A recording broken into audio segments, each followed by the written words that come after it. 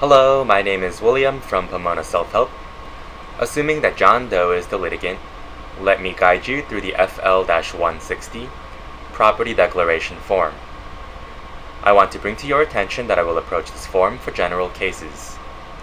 If you believe your case to be atypical, please visit one of the self-help centers for assistance. Now, before we begin, make sure you end up filling this form out 2 times, one for community property and one for separate property. Community property is any property acquired after the date of marriage and before the date of separation, and the property must still exist. So, if I opened up a savings account or got a 401k during marriage, and both assets still exist, then they are in fact community property. Separate property, almost all the time, is any property acquired before the date of marriage and after the date of separation, and the property must still exist. So, if my grandmother gave me a gold necklace before the date of marriage, or I accumulated credit card debt after the date of separation, and both the necklace and debt still exist, then they are, in fact, separate property. Also, make sure to write in both your property and the other party's property to the best of your knowledge. Sometimes litigants don't feel the need to list some property because they don't think the property will be an issue and the other party won't fight it. However, I want to again emphasize to list all property to the best of your knowledge for 2 reasons. Reason number 1, you never know how the other party is going to respond. Reason number 2, by signing your name at the end of this form, you are swearing under penalty of perjury that you are listing all property to the best of your knowledge. If the court finds out that a property not listed on this form exists later on, you run the risk of annoying or possibly angering the judge, and nobody wants that. Lastly, take note that according to the standard restraining orders on the back of the summons, you are not allowed to move or get rid of any property you list on these forms without written permission from the other party or an order from the court. For community property, fill out the captions above. I already pre-filled out the captions for John Doe to save time, so let's move on. Let's check petitioner because John Doe is the petitioner. Also, we're doing community property first, so X the community box. Again, community property is any property acquired during marriage, and the property must still exist. Now, for the chart below, I'm just going to make up some property for John Doe. And that way, I hope to show you how to fill out the chart so you can do it yourself. For real estate, let's say that John Doe doesn't have any because he didn't own a house and only paid rent when he was still with Jane D. Doe. So we're going to write in none in the blank space below number 1, like this.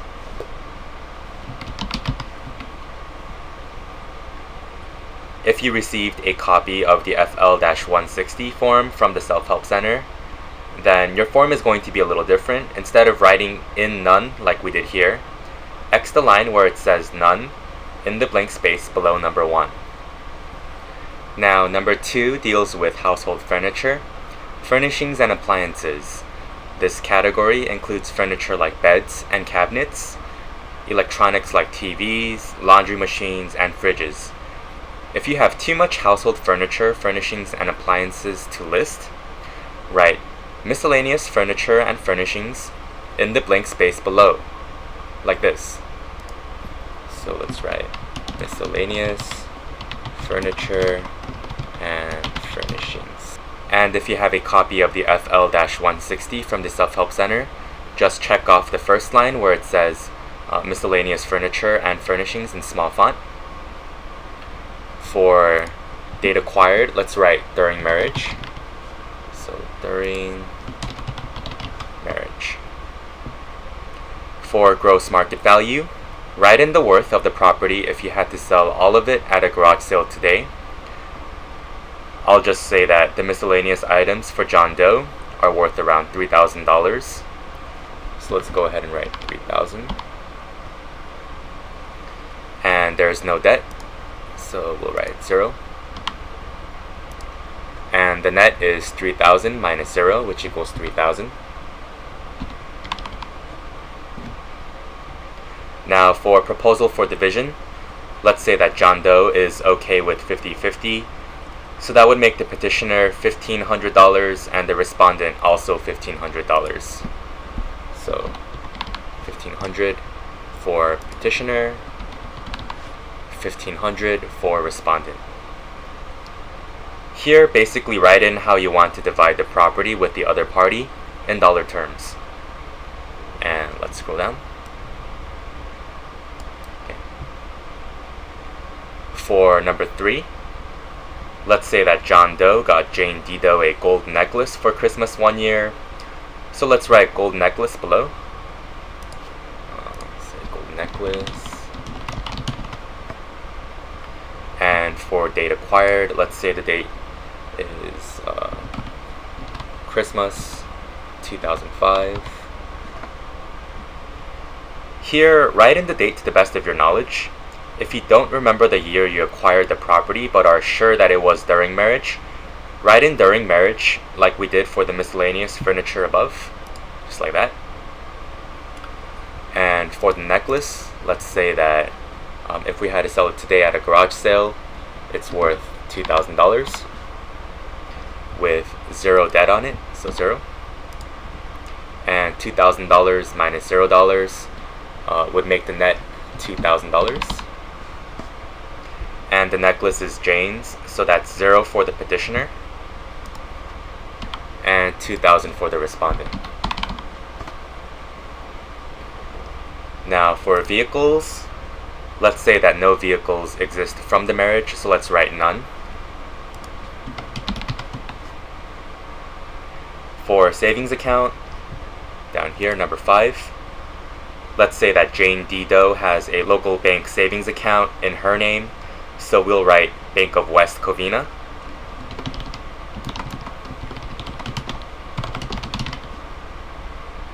And for the date acquired, let's say that we only know that it was acquired in 2008. That's good enough. And let's say that she currently has $300 in her account. And there's 0 debt in her savings account, so 0. And again, 300 minus 0 would make the net $300. And the account is Jane's, so it would be 0 for petitioner and 300 for respondent. And let's say that there are no checking accounts from the marriage, so let's write a none again here in the blank space below 6. Again, if you received your copy of the form from the Self-Help Center, you'll check off the line none instead of physically writing none in. And let's scroll to the second page. At the top here for number 7, let's say that there are no credit union depository accounts, so we'll just write none again. Number 8, cash, like a piggy bank or a safe, so let's write none. Tax refunds that you received back and they still exist from the marriage, again for example, we'll just say none. Life insurance, let's also say none for that. And stocks, bonds, secured notes, mutual funds, let's also write none.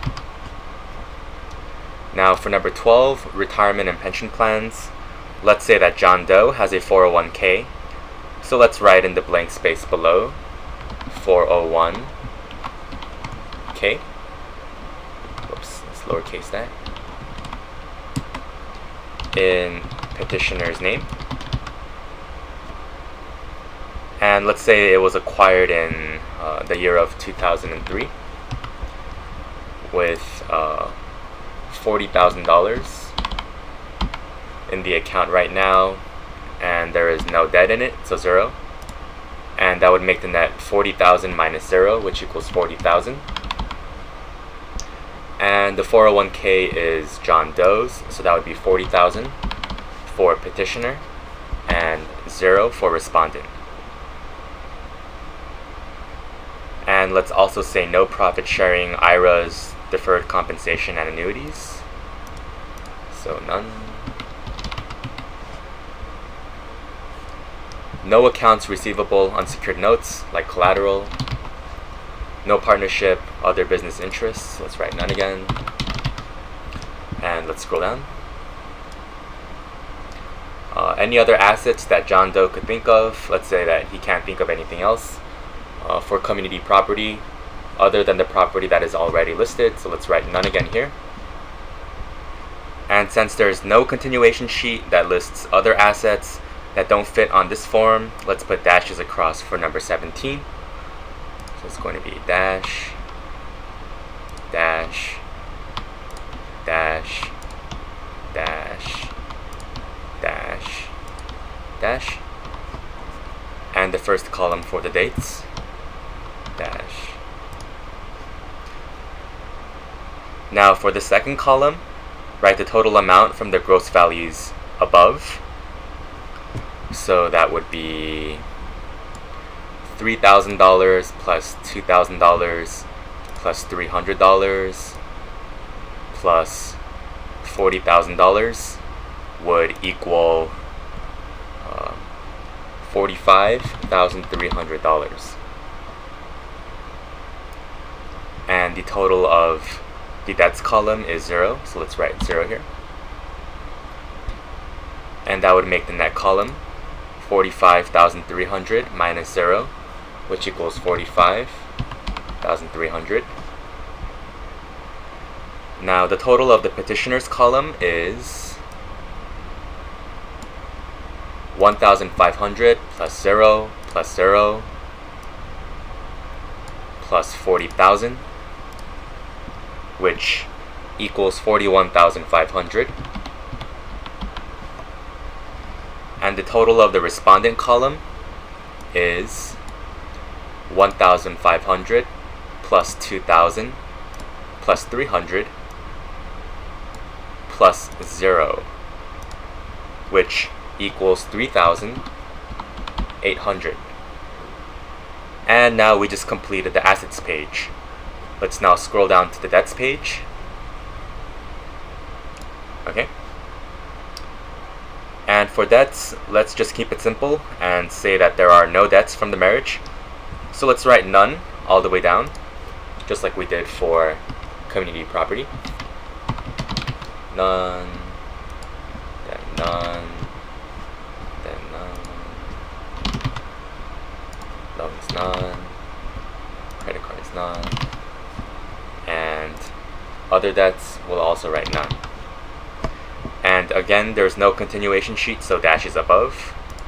So dash, dash, dash, dash, and let's scroll down here. Okay. And also dash the first column for dates. And zeros for the rest of the columns because we didn't list any debts. So 0, 0, 0.